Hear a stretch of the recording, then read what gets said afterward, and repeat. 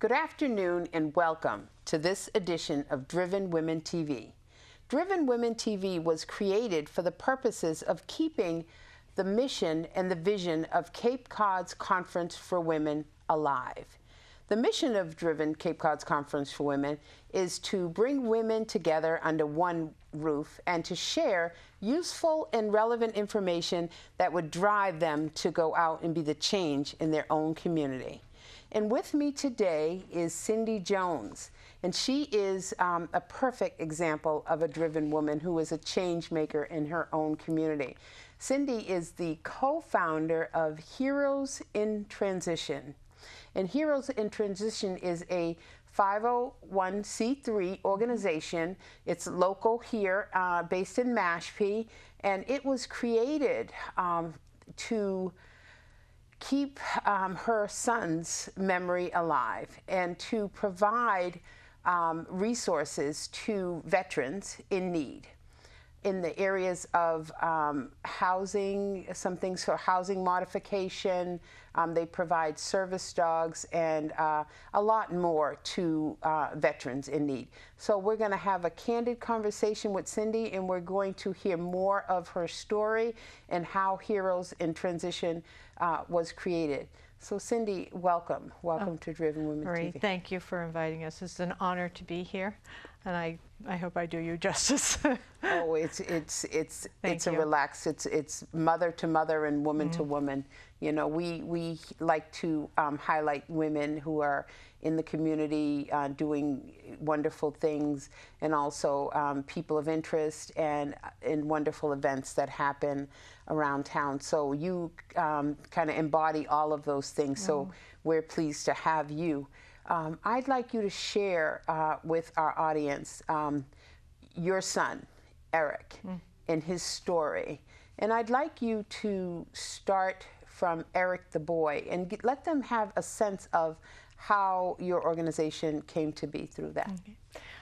Eric was our only child, our only son, and it was just a wonderful relationship. I mean, just family, very close. And Eric was a child who never gave me problems, tested me in high school, but had a personality that was very calm and easygoing, and he was the one that I would come home from school trying to change policy with my peers and come in very upset, and Eric would just look at me and go, "Mom, chill.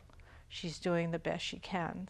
So that kind of wraps up his personality. He was very mild-mannered, loved people. He loved people. He would talk to everybody, and he just loved life. You know, when you walk into the room, you'd hear a laughter, and it was Eric. I mean, he just had this way with, he knew what he was on this earth for, and I thoroughly believe that, because from the time he was 4 or around 5, he saw the woman who was taking care of him in daycare. Her son came home as a Marine, and he saw him, and from that point on, he wanted to be a Marine. And then around the age of 11, 12, he became very interested in flying. And he did get on a private plane and at 12, and I think that sealed it, so he wanted to be a pilot. And Eric he was determined in life. He was very quiet about what he wanted to do, but he was determined, and he fulfilled his dream. Eric was a Marine pilot, and he did what he wanted to do. He accomplished life. So for those of you who are following us, Eric is Cyndy's son, and he passed away on duty, right? He was a helicopter pilot in the Marines. He was a captain in the Marines, and he lived a life of service. It was a night that they were going behind the lines, and it was a perfect storm. There were many things that were wrong about that night, and there were 3 pilots and 4 pilots who really should not have been there. at the time. So it was a perfect storm. It was God's plan, and 4 of them perished that night. It was a helicopter crash. So that was in 2009. And when Eric came home, we, my husband and I stood at Dover, and it was at that point where we decided that Eric had a love for his crew. And at that point, we knew that we were going to carry on his mission. Right. He had shared with us his last Christmas, he shared with us that we had everybody at the house, and you know, we had such a wonderful time. And when everybody went home, I looked at him and I said, Eric, because he would send pictures back on his deployment, his first deployment in Iraq, and I said, Eric, you gave all your boxes away. And he made the comment to me that pierced my heart. He said, Mom, my guys get nothing from home, not even a letter. And that stayed with me.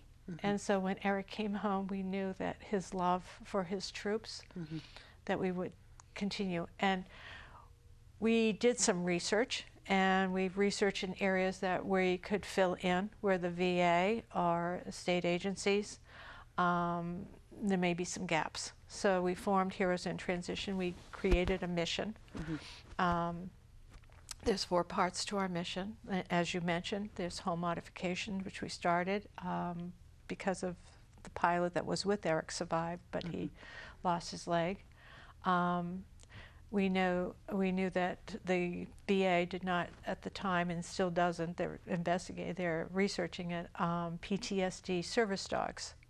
Eric was a lover of dogs. And then we found that we could help in transitional support group to, you know, we've evolved in that area. And then the other one is financial assistance that we give to local agencies. We give grants out.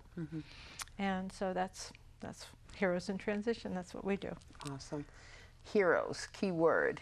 I think Eric is a hero. You are a hero. No. Yes, not. You are. And here's why. Because I think we all seek to discover our purpose in life. Why are we here? What do we do? And I think this agency and this story is about Eric. It's about you and your husband, you know, and the people that work with you on this mission to carry Eric's message. And it's also about the people that you serve. And by that I mean that, you know, like I said, we all seek to live out our purpose. And I think purpose has a component of not about me, but it's about service. And how can I touch someone else?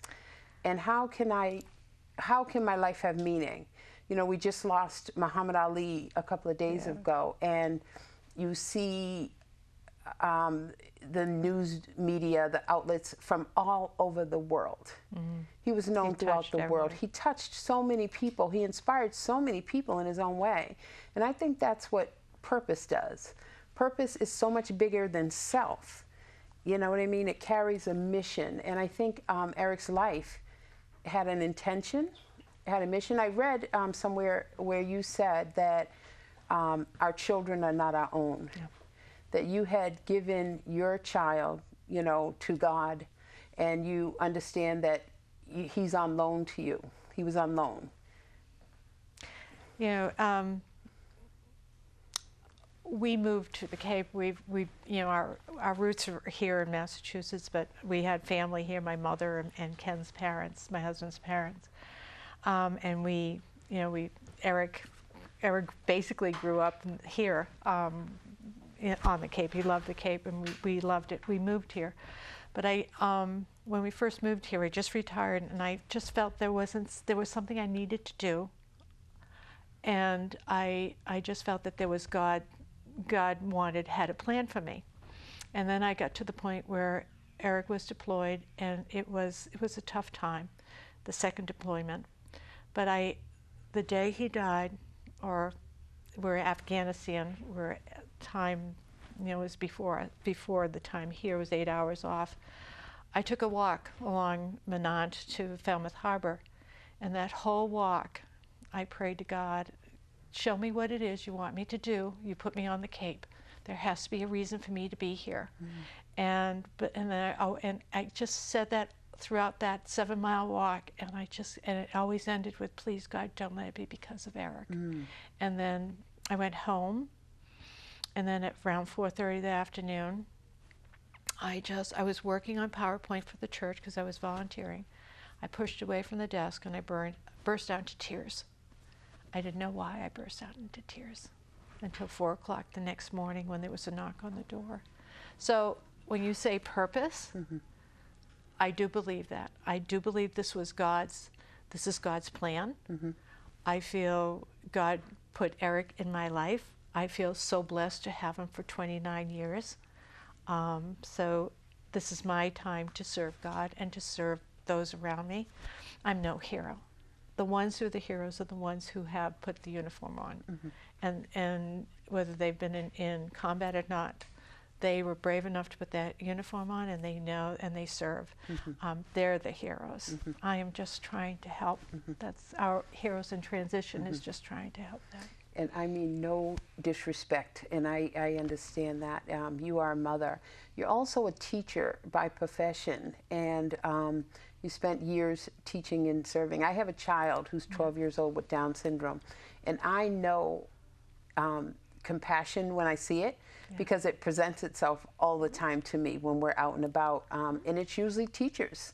So you seem to have a purpose and a mission, and it is to teach. It's to educate us on, like you said, who the real heroes are, what they do, and how we can serve people who serve us on a daily basis. It's important because not everyone knows and not everyone appreciates our veterans. And I know we do, we collectively do. It's not that we don't, but not just on those special days or when we think about it or when there's a war that breaks out, but every day. They're out there on the front lines. They're protecting our countries, our borders, our families as we lay comfortably in our homes and sleep. People like Eric dared to don a uniform and go out and protect and to serve. And for that, I say you are a hero. You're a mom who willingly gave your son. I don't know that I would be that brave. I have 3 sons myself. We don't have that choice. Yeah. Everybody has their own calling in life, and like you said, and our children are not ours, and everybody has a purpose in life, and a parent cannot tell a child, we're not their mentor. We're the ones who love them and take care of them and clothe them and feed them, but they have their own gifts that they have to give out in life, and we just have to support them. You can't stop somebody from doing their calling in life. I really believe that. That is so true. So, and you wouldn't want to. No, you wouldn't want to. No. Yeah. And that's not our job as a parent. So let me see, during Driven, I got a call, and someone in town who's influential had asked me to look into your organization and to consider having you as our host nonprofit. Every year we choose a nonprofit to be able to bring some spotlight to be able to raise some money for and give some money back to the organization. And we are so happy to be able to do that. The first year we were able to help the Cape Cod YMCA.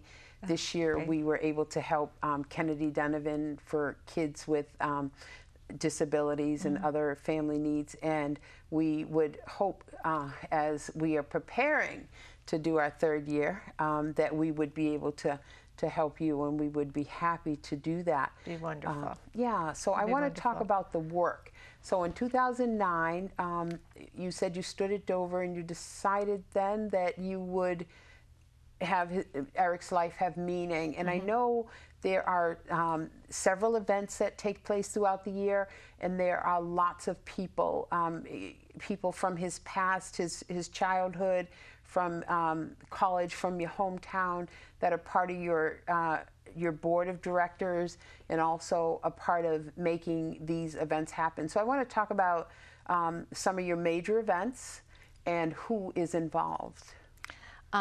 We have two major fundraiser events a year, one in the spring and one in the fall. The spring is in the New York area. It has been in Manhattan. This year it was in Rye. And you mentioned that Eric's friends, Eric's second brother, our second son, Mike Washar, is the president of the foundation, and Paul Mangiuri was a very close friend. He grew up with Eric. And they do the spring gala.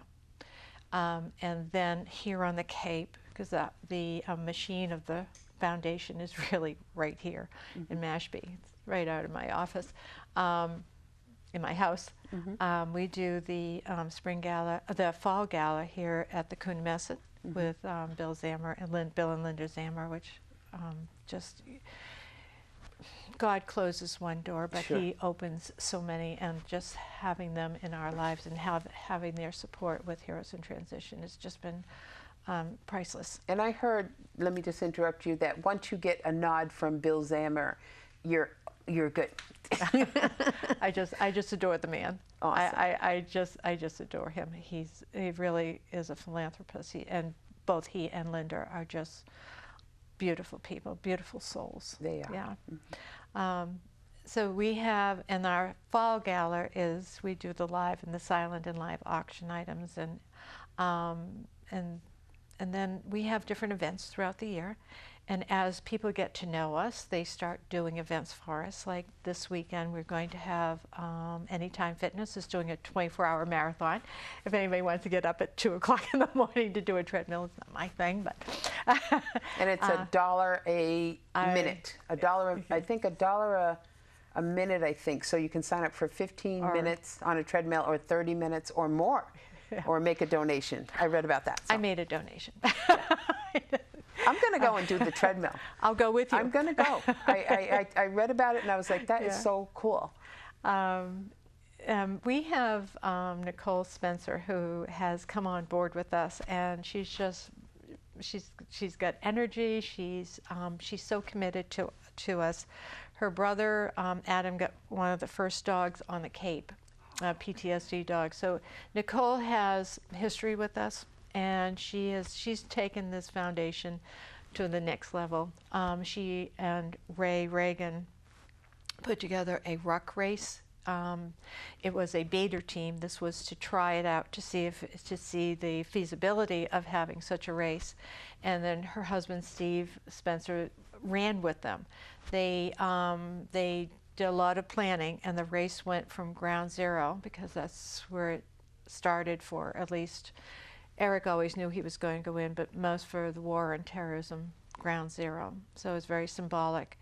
And they ran from Manhattan all the way along through Connecticut, all the way to Rhode Island, to Cape Cod, to Falmouth, the beginning of the Shining Sea bike path. They did it, they had 9 runners, and they did 3-mile legs at the time, and they did it in 41 hours. So they did it around the clock with 2 vans. So that just was an amazing feat. And they came over, we had the chief of police at Truro, Kyle, wanted to help. He wasn't able to run for us, but he managed to have the NYPD escort them throughout Manhattan.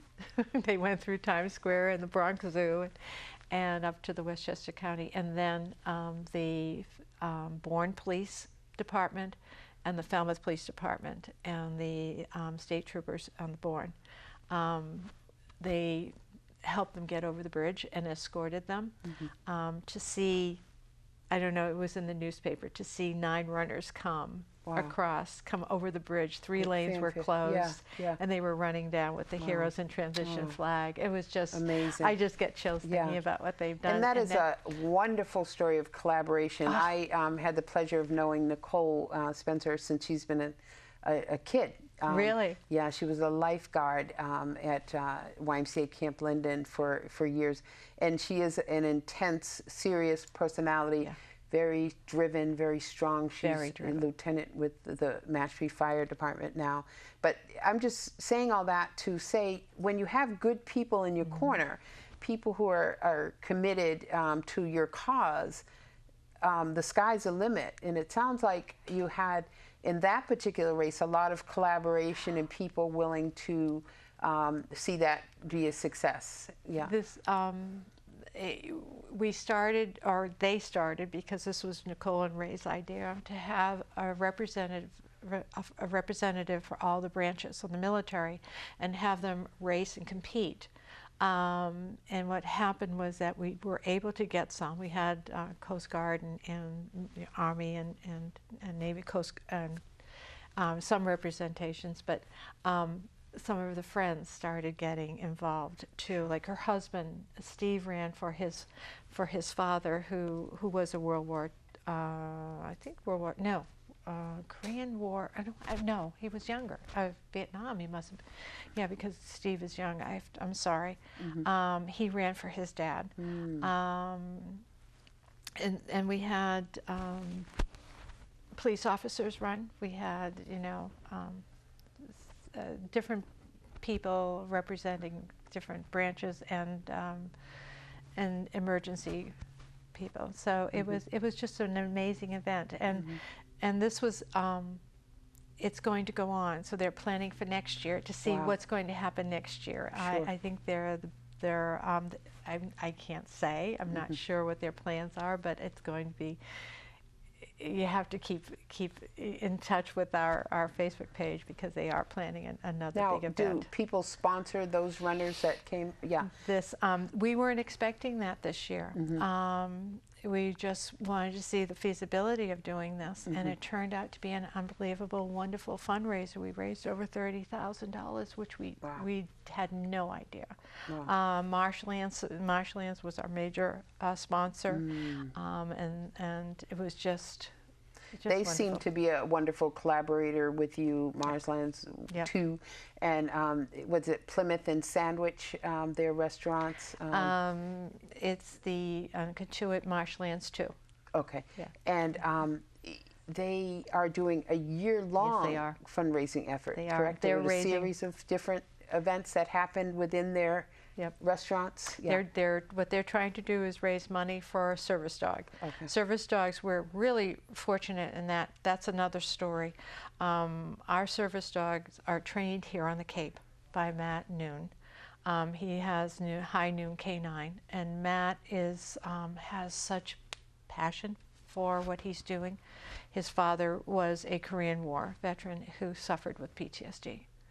So Matt grew up in a house. His mother was a lieutenant in the Army. She was a nurse, so Matt, knowing what PTSD can do, and knowing the way people wake up in the morning, or the traits of PTSD.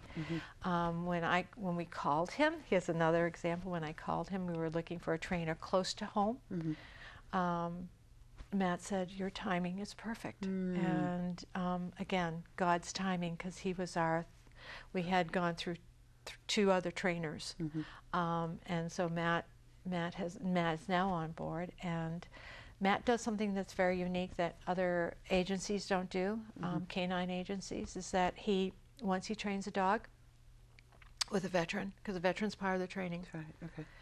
They're never forgotten. He keeps in touch with them. He calls them back every 6 to 9 weeks. But a lot of them just go to Matt and just to be with him. So Matt's training, the dog training never ends. Yes. And it shouldn't, because it's like Matt would say, it's like a tune-up on a car. You have to keep it up to date, and skills need to be refreshed. So Matt is always with the veteran, and that has created such a bond. Veterans with PTSD and all the things that they've been through in combat, the trust level is not there.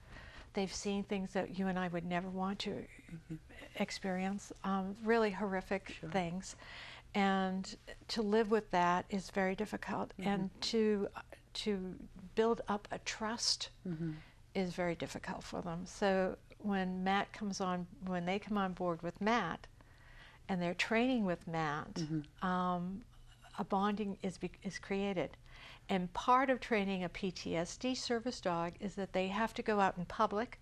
They have to go to restaurants, they have to go to BJ's, they have to go shopping, they have to be a peer, they go to events, sports events.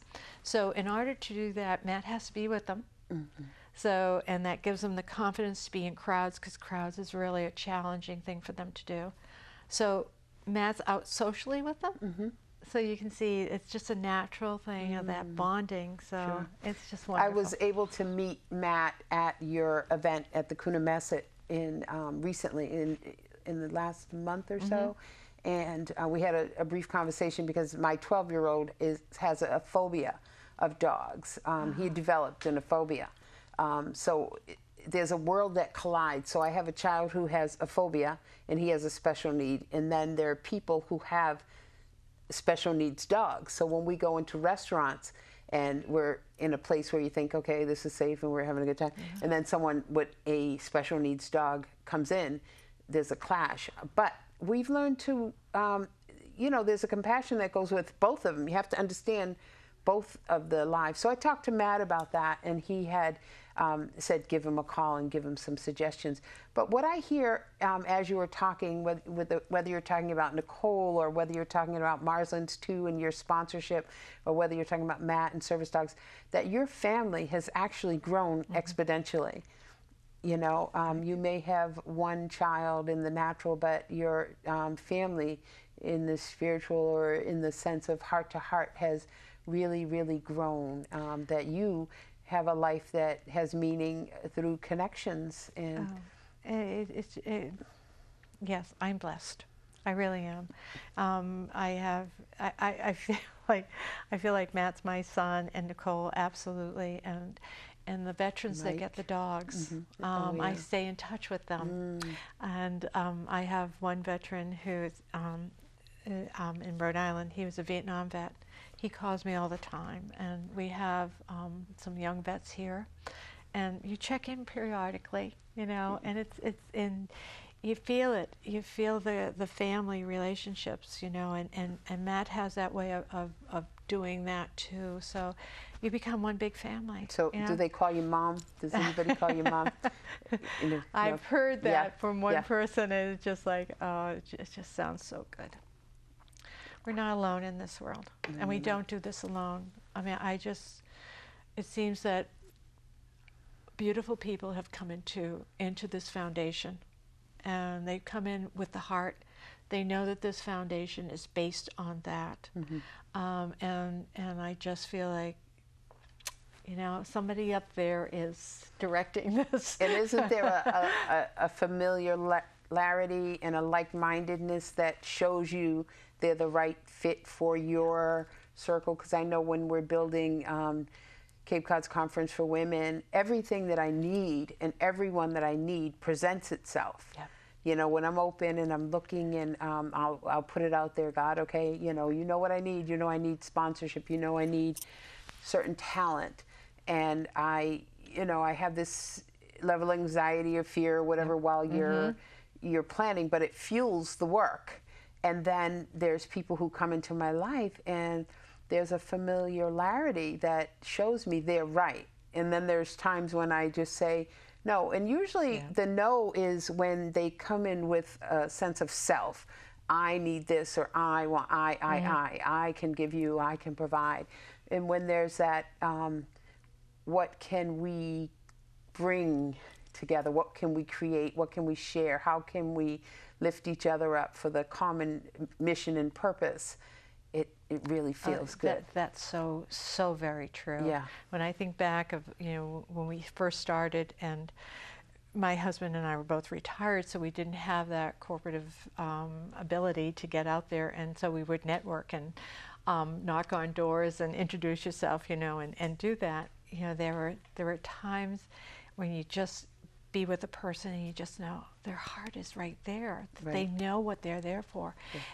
And we've been fortunate, when we collaborate with other foundations or other veteran groups, we collaborate so that with groups that have the same philosophy we have. We don't, this is a labor of love. Sure. This is, nobody on the board takes the salary. It's all, we get no compensation. We put all our efforts out and do this. So when we look for an agency that we want to give a grant to, like the Housing Corporation of Cape Cod, the Housing Assistance Corporation, sure. HAC. We make a contract with them that the grant money we give goes directly to the veterans, that no salaries come out of it. Okay. We have St. Vincent de Paul's here, Mashpee, that we know that they sit down, it's all volunteer. They sit down, they do a financial plan, and then they have that wonderful food pantry. Sure. So we tried to match our philosophy with other groups. And you're right, it comes and it grows. Sure. And it's like the Falmouth Service Center with Brenda. Right. We're working with, helping with that. And you get to know people, you get to know what, you can see like you were saying, it's not what but it's what the purpose of it. Sure. And Cape Cod is a gracious community, and it would be my hope that people would come to know Heroes in Transition and how you can help. How you listen out, go to their website, heroesintransition.com. .org. .org. Heroesintransition.org. Visit their website. It's really neat. I visited it. It's very functional. I thought your website was wonderful. You can click on About Us, pictures, events, what's our past events, our new events, our sponsors, and it's all there for you. The stories, the testimonials, they're all there. And I thought it was really a good website to visit and find out ways you can be involved really in a short time. On the 10th, I believe. What is that, tomorrow? No. It's the 10th. And that is when Anytime Fitness will be doing their 24-hour raising money. Well, we're not going to talk about that, but you can go and get on the treadmill at Anytime Fitness on June 10th. And also coming up is, what's the next event after that that's coming up? We have been invited to do the Chatham Parade, the 4th of July Parade. Wonderful.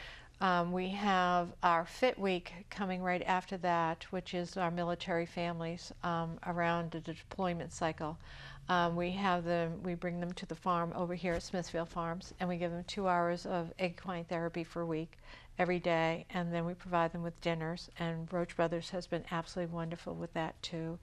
And then we have 2 psychologists that come, and the adults go, we separate the adults from the children, and the adults go and talk about the problems or issues that they have simulating back, or issues that they have pre-deployment. And then we take the children, we have different activities, we have different people come in every night. And we do this for a week, and it's a very special week. Amazing. Right. So again, I'm here with Cyndy Jones, and she is the co-founder of Heroes in Transition. Their mission is to provide resources to veterans in need.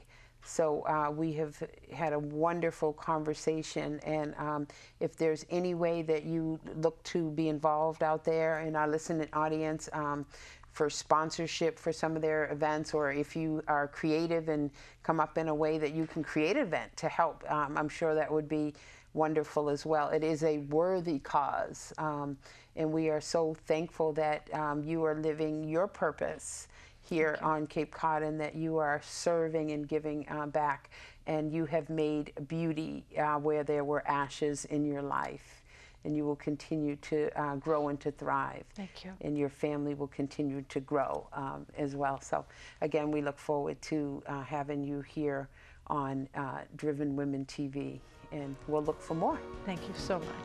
Thank you.